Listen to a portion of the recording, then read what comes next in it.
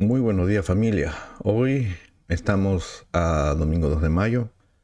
Queremos saludar a todos los que se conectan semanalmente a través de estos medios sociales, a los hermanos que se conectan desde Argentina, desde Chile, Panamá y otros países, y donde siempre pues nos mandan una nota de saludo.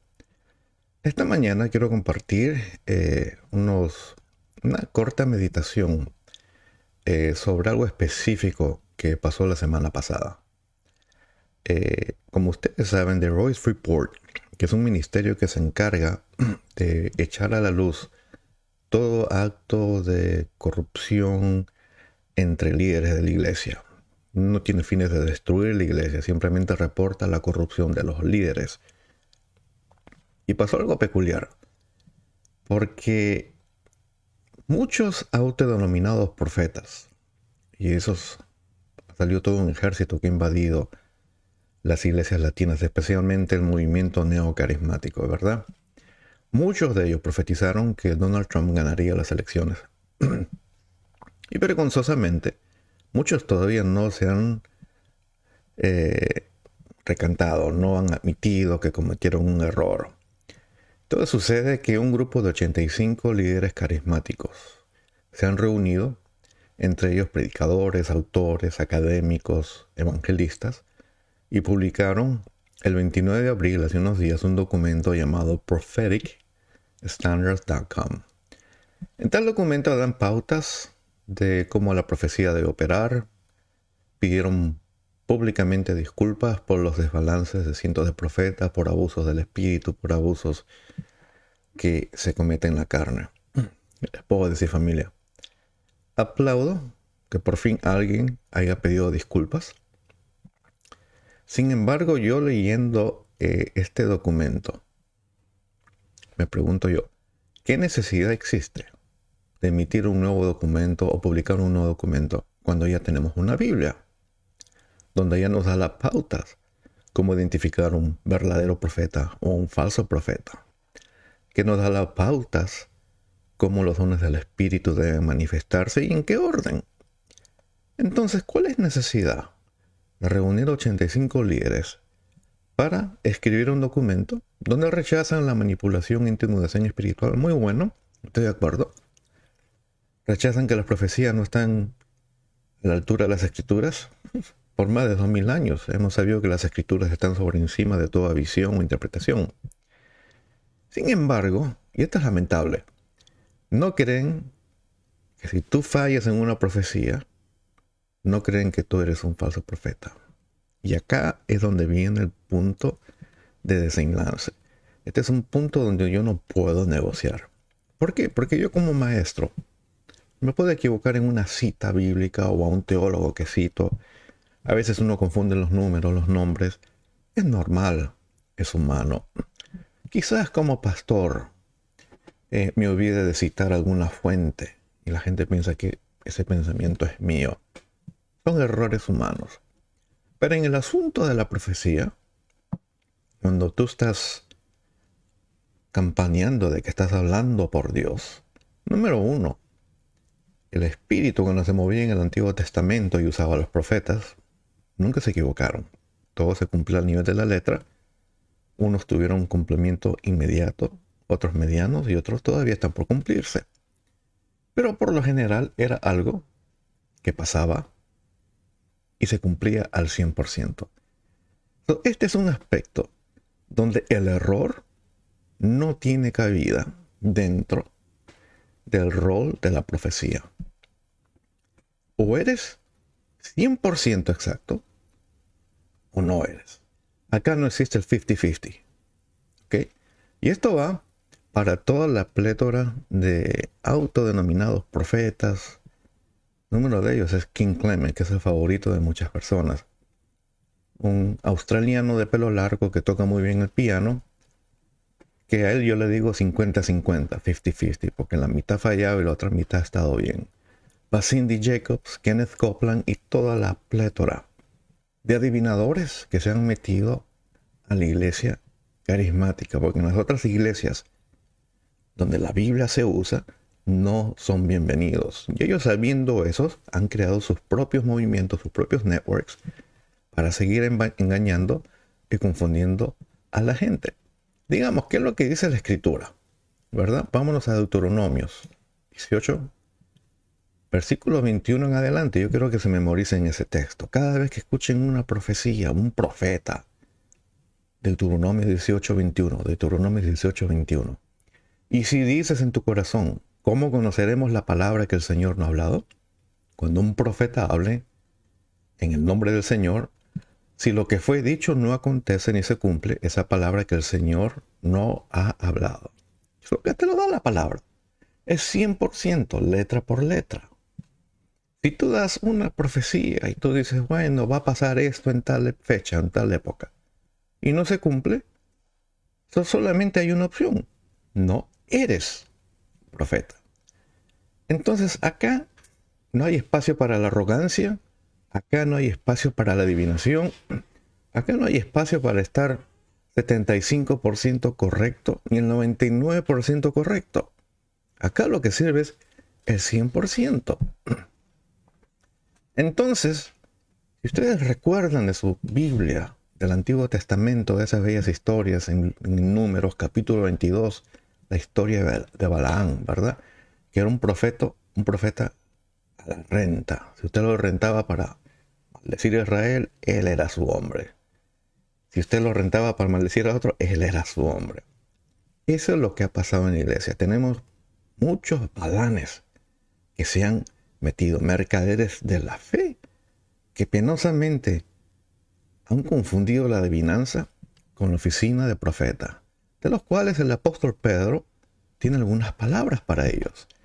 En 2 de Pedro 2:15 dice, abandonando el camino recto, se han extraviado, siguiendo el camino de Balaán, al hijo de Beor, quien amó el pago de la iniquidad. En otras palabras, a todos estos adivinos solamente les gusta una cosa, les gusta el dinero. Quítale el dinero. Y ustedes ven cómo estos lobos que se han infiltrado en la iglesia se van a ir para ahí. Y necesito aclarar esto. Yo no soy un sesionanista. Yo no creo que los dones del Espíritu cesaron. Sin embargo, tengo bien en claro cuál es el rol profético. El profeta no mejora de peor a mejor. El profeta Dios lo prepara, lo llama por el desierto, le da un mensaje que tiene que vivir. Cuando da el mensaje usualmente experimenta rechazo y después viene el cumplimiento. En otras palabras, la palabra tiene que ser exacta. Y también entendemos que el rol profético en el Antiguo Testamento no era para la sinagoga, era para la sociedad, para un pueblo que se apartaba. Entonces, alguien que el Señor use en ese rol profético con un don de profecía, pues funciona en la sociedad. Es la voz de Dios en el gobierno, es la voz de Dios en los medios sociales, es la voz de Dios en defensa de la familia nuclear, es la voz de Dios en contra de todas las cosas que nos quieren imponer, los transgender y todo ese tema. Ahí es donde viene la voz profética. Entonces, fíjese, el más grande, Juan el Bautista, ¿cuál era su rol? Él no estaba dentro de la ciudad, él iba afuera de la ciudad y a todos los mercaderes les daba palabra de Dios. Incluso, como prueba de que el profeta encara a la sociedad, él le reclamó a Herodes, diciendo, no te es lícito acostarte con la mujer de tu hermano. Por eso le cortaron la cabeza. El profeta es un hombre malentendido. Es un hombre que no encaja dentro de la iglesia. Es un hombre que no encaja dentro de la sociedad porque tiene un llamado sagrado, porque su mensaje es un mensaje que no es popular. Y si usted conoce un profeta popular, por favor, me pasan la voz. Entonces, si tú estás en un medio, en una congregación, donde vienen estos hombres y te dan medias profecías ambiguas, sal de allí. No tienes que estar ahí. Busca la palabra. Esos son adivinos. Fíjese, es tanta la confusión que un día tuve un intercambio con un pastor que le estaba enseñando que el profeta mejora con el tiempo. Y citó o alegó a un texto del Antiguo Testamento. Sin poderme aguantar, yo pues le pregunté, ok, estimado pastor, ¿cuál es el texto que usted está alegando? No se acordó, ni tampoco lo pude encontrar en la Biblia. Y la razón es simple, porque no existe. El profeta da un mensaje que no es de él, y como la fuente es Dios, y si la fuente es Dios, se cumple. Y si no, pues la fuente no fue Dios. ¿Y qué te hace eso? Es un falso profeta. Esa es la definición de un falso profeta. ¿Qué les puedo decir? El Salmo 119:9 dice, ¿con qué limpiará el joven su camino? Con guardar tu palabra. Y digo yo, ¿con qué limpiará la iglesia su camino? Con guardar la palabra que ha sido descuidada, la palabra que ya no se predica en los púlpitos, que cuando se levantan los predicadores ya no son exhortadores, ahora son animadores. Citan un texto y se van por otro lado, no explican, no hacen una exégesis, una interpretación de la palabra. Te hacen sentir bien, te hinchan como si fueses un globo, o te dan un chocolate y eres un niño y te gusta, te hagan lo que quieren. Eso no es palabra de Dios. Entonces tú como creyente tienes que corroborar que el mensaje es bíblico. Recibe el mensaje, compáralo con la palabra, y si es fidedigno la palabra, acéptalo. Si no, tú estás en pleno derecho de rechazarlo. Tienes que practicar el discernimiento por el amor de Dios. La iglesia necesita discernimiento. ¿Y cómo se obtiene discernimiento? Oren. Porque cuando el discernimiento opera, te permite reconocer lo verdadero de lo falso. Cuando Dios habla, no hay confusión. Dios es claro. ¿Sabían eso? Que cuando Dios habla es claro. Que cuando el Señor te habla a ti particularmente, pues vas a tener una paz. Dios no es ambiguo. Y si uno no entiende el mensaje, Dios te repite el mensaje hasta que tú lo entiendas. Fíjese, en el Antiguo Testamento hubo un episodio triste en la historia, donde el libro de la ley se perdió. Hubieron 2 generaciones sin la ley. Después de la muerte del gran rey Ezequías, que fue un gran reformador, vino su hijo Manasés, que edificó Baales, altares de los Baales. Y usted lo puede encontrar en 2 de Crónicas 33, versículos 2 al 9. Sacrificaron a los niños a los Baales, los quemaban vivos, adoraban a otros dioses. Y la palabra dice en el versículo 6 que él se guiaba por adivinadores y encantadores. Pues estos adivinos y encantadores siempre han estado y siempre van a estar. ¿Y qué pasó? Pues este gobernador hizo que todo el pueblo se extraviase. Claro está, después de experimentar el juicio divino y ya estando en cautividad, se arrepintió. Vino su hijo, el rey Amón, peor que el papá, y adoró a otros dioses, y según la palabra dice que hizo lo malo delante de Jehová. Y después de él nació otro, uno que empezó a reinar a los 8 años, se llamaba Josías. Fue un gran reformador. En 2 de Crónicas 34:3 dice, porque en el 8º año de su reinado, siendo aún joven, comenzó a buscar a Dios de su padre David, y en el año 12 empezó a purificar a Judá y a Jerusalén de los lugares altos. Lugares altos son altares a otros dioses. Lugares altos de las aceras, de las imágenes talladas y de las imágenes fundidas. Como ustedes ven, el estado de la sociedad estaba totalmente pervertido. A los 18 años mandó reparar el templo, y un sacerdote que se llamaba Hilcías halló el libro de la ley que se había extraviado en las arcas del templo. ¿Cuál es mi punto? Cuando encontraron el libro de la ley, se lo llevaron al rey Josías, y él le pidió que se lo leyesen, y le leyeron todo el libro de la ley, y él se arrepintió, se ungió de cenizas, arrancó sus vestiduras en símbolo de arrepentimiento, de dolor, y mandó a reunir a todo el pueblo. Y dijo, todo el pueblo necesita escuchar la ley, porque se habían desviado. Mi punto es que hoy vivimos un tiempo paralelo al rey de Josaías, porque la Biblia se ha extraviado. Muchos de mis amados hermanos llevan su Biblia a la iglesia, la agarran de aquí, la llevan a la iglesia y lo ponen ahí. No la leen. Son bombardeados por noticias, demandas de la vida, no mantienen su espiritualidad y vienen a ser un cero a la izquierda para contribuir al reino de Dios.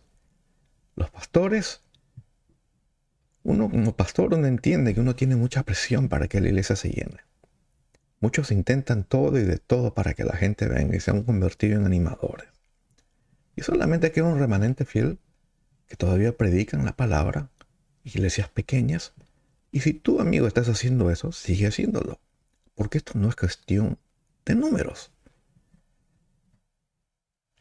En el tiempo de Josaías, todos se apostataron.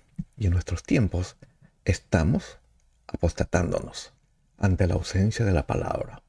Fíjese, tenemos varios paralelos. Hoy tenemos animadores versus exhortadores. Un animador vendría a ser como alguien muy famoso, con que uno se sonríe. La gente dice, ay, qué bonito, mira sus dientes blancos. Joel Osteen no predica de la palabra. Es un positivista, pero a las finales no te predica de la palabra. ¿Qué es un exhortador? Bueno, un exhortador es alguien que te fortalece, que te construye. También tenemos la experiencia versus visiones en contra de la palabra. ¿Cómo es posible que tu visión tú la consideres más alto que la palabra? ¿O acaso no saben que con visiones y sueños así se formó el mormonismo? Cuando se le apareció el ángel caído de Moroni a Joseph Smith, supuestamente entregándole las planchas de oro que contenía el libro de Mormón. Así empiezan las sectas, con visiones. Entonces, la palabra está primero y por encima de toda visión, de toda opinión. O eres un profeta de Dios 100% o no lo eres. Acá no hay espacio para aprender. Tú puedes aprender a buscar a Dios, las disciplinas. Pero si te equivocas en el mensaje que el Señor te ha dado, tú no eres un profeta. Has escuchado otras cosas. Primera de Corintios 14:3 es un texto clave. Dice, pero el que profetiza habla a los hombres para tres cosas: edificación, exhortación y consolación. Tres cosas. La mayoría de veces que he tenido que visitar y se han levantado estos adivinos, ni edifican, ni exhortan, ni consuelan. Muchos de ellos avergüenzan a la gente. Y claro está, por un precio bien alto. ¿Qué significa edificación? En el griego es oikodome. Significa fortalecer, construir. De eso habló Jesús. El hombre sabio construye su casa sobre buen terreno para que cuando vengan las lluvias no la arrastre. Construir, edificar con la palabra. La exhortación es paraclesis en el griego. Significa animar, llamar y hacer una admonición. Todos nosotros necesitamos ser exhortados. Todos nosotros nos descarriamos y necesitamos ser alineados. Y la consolación, que es paramucía, significa persuadir, estimular, calmar. Es una palabra que solamente aparece en el Nuevo Testamento una sola vez. Si tú estás en un lugar congregándote donde estos tres elementos no están presentes, sal de allí. Busca un lugar donde se predique la palabra. Y fíjese, hasta el apóstol Pablo, que fue el último apóstol, tuvo un encuentro con un profeta. Miren, hay dos textos, voy a leer el primero. Hechos 11:28, dice, y levantándose uno de ellos, llamado Agabo, el profeta Agabo, daba a entender por el Espíritu Santo que ciertamente habría una gran hambruna en toda la tierra. Y esto ocurrió durante el reinado del emperador Claudio. Gran historiador, el doctor Lucas. El profeta da una profecía específica de hambruna y después te dice cuándo pasó. ¿Dónde están estos adivinos? ¿Dónde estuvieron antes de pasar el COVID? Porque no nos avisaron. Cuando tumbaron las torres gemelas, ¿dónde estaban? ¿Dónde estaban para decir que Trump iba a perder la elección? ¿O acaso no vimos esas fotos de Maldonado y Paul Hawaii poniéndole las manos al presidente? Tírate adivinadores que está lleno. En otra ocasión, el apóstol Pablo, en Hechos 21:11, dice: quien vino a vernos y tomando el cinto de Pablo, en referencia a Agabo, se ató las manos y los pies y dijo: así es el Espíritu Santo. Así atarán los judíos en Jerusalén al dueño de este cinto y lo entregarán en mano de los gentiles, dándole a entender a Pablo que lo iban a apresar cuando llegue a Jerusalén. Y Pablo recibió la palabra y dijo: voy a ir porque tengo que cumplir con mi llamado. ¿Okay? Yo específicamente, yo no soy un sesionista, pero no me gustan los abusos. No me gusta la exaltación de las personalidades de los cultos. Un día, en una noche, cuando nosotros estábamos repartiendo alimentos ahí en Manhattan, ahí en New York Terminal, Penn State. Era una noche fría, lluviosa, y noté que los jóvenes que fueron con nosotros estaban hablando con un hombre mayor que tenía 2 bolsas, y pasé de costado y escuché que estaban hablando de algo bíblico. Después le pasé la voz a los muchachos para que salgan. Yo me senté con este hombre más mayorcito y empezamos a hablar de la Biblia, y él estaba muy interesado en Apocalipsis y obviamente sabía la palabra. Mientras él tomaba su chocolate caliente y comía su pedazo de pan, yo le dije: amigo, permíteme orar por ti. Y él dice: oh, está bien, ora por mí. Y puse la mano para orar por él, y él me paró y muy educadamente me dijo: más bien, permíteme orar por ti. Y me pasaron un montón de pensamientos por mi cabeza, rápidos. Decía: wow, tú vas a orar por mí, yo venía a orar por ti. Tú vas a orar por el doctor Chávez, que sabe de toda esta cuestión de Apocalipsis. Bueno, ora por mí, le dije. Y empezó a orar y paró y me dijo: mírame, yo tengo el espíritu de profecía y el Señor te ha mandado este mensaje. Y me dijo 3 cosas privadas que yo no lo había compartido con nadie, ni lo había escrito, ni lo había mandado en texto. Obviamente mi sorpresa fue en el fútbol, cuando uno le mete un codazo en la boca del estómago y se me sacaron el aire. Así me quedé sorprendido. Recibí la palabra, la acepté. Hablé mucho más. Se llamaba Joe. Y le digo: tú eres un profeta viviendo en las calles como mendigo. Y yo: ¿qué pasó? Y me dice que había perdido su apartamento y que él estaba orando. Y le digo: pero Dios no te ha respondido. Y me dice: sí, Dios me ha respondido. Y hombre, dime, ¿qué te ha dicho? Y él me dice: el Señor me ha dicho que brille en las calles. O sea, mientras él estaba en las calles, él predicaba la palabra y daba la palabra. Y para mí fue una experiencia humilde. Me tuve que salir a caminar solo. Mientras los demás me buscaban, el doctor Chávez estaba caminando en Nueva York. Decía: wow, este es un profeta de verdad, que no está pidiendo dinero. Simplemente hace lo que Dios la mandaba a hacer. No entendía, pero él seguía trabajando. Y la palabra que él me dio no la sabía nadie, ni mi esposa. 3 cosas que yo tenía en mi corazón, y las 3 me las cantó exactitas. ¿Por qué? Porque cuando un hombre opera en esta cuestión de la profecía, tiene que ser exacto y no puede ser ambiguo. Eso me edificó, me exhortó y me consoló. Entendemos también que cuando el pastor predica y hace una exégesis, una interpretación de la palabra, y deja de lado las opiniones, se entiende que está cumpliendo el rol de profeta en su congregación. ¿Por qué?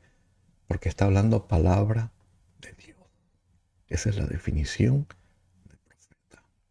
El evangelista, pues, él recluta nuevos creyentes. El pastor les da la palabra, el maestro los discipula, el profeta opera en la cultura, ¿verdad? Y El misionero pues cumple la misión apostólica, se encarna en la comunidad y vive y transmite el amor de Dios. La iglesia tiene funciones. No todos podemos operar dentro de la iglesia. El pastor y el maestro operan dentro de la iglesia, pero el evangelista, el profeta y el misionero operan fuera de la iglesia. Pablo fue el último apóstol, entonces todos aquellos que trabajan en la misión apostólica pues son misioneros, y tradicionalmente ese es el trabajo de la misión apostólica. Quiero disipar toda duda y quiero ser claro. Un profeta, por la naturaleza de su llamado y por la naturaleza de quien lo usa, no se puede equivocar. Yo como maestro, como teólogo, como pastor, me puedo equivocar en una cita, en una referencia. That's okay. Pero un profeta no puede equivocarse. Regresemos a la palabra. Y ustedes van a ver el cambio y el giro que la iglesia va a dar. Y se necesita. Porque en una época de persecución cultural, los que no son verdaderos cristianos se van a ir. Y solamente va a quedar el grupo fiel. Y nosotros vamos a tener que encarar todo esto que se nos viene encima. Y lo dejo con el Salmo 119, del versículo 103 al 105, porque creo que es muy adecuado con lo que he estado compartiendo. Dice, cuán dulces son a mi paladar tus palabras, sí, más que la miel en mi boca. De tus preceptos recibo entendimiento, por tanto aborrezco todo camino de mentira. Lámpara es a mis pies tu palabra y luz para mi camino. Dios me lo bendiga, Dios me lo proteja, Dios le dé discernimiento, que el Señor venga y limpie nuestra amada iglesia de Cristo. Bendiciones a todos.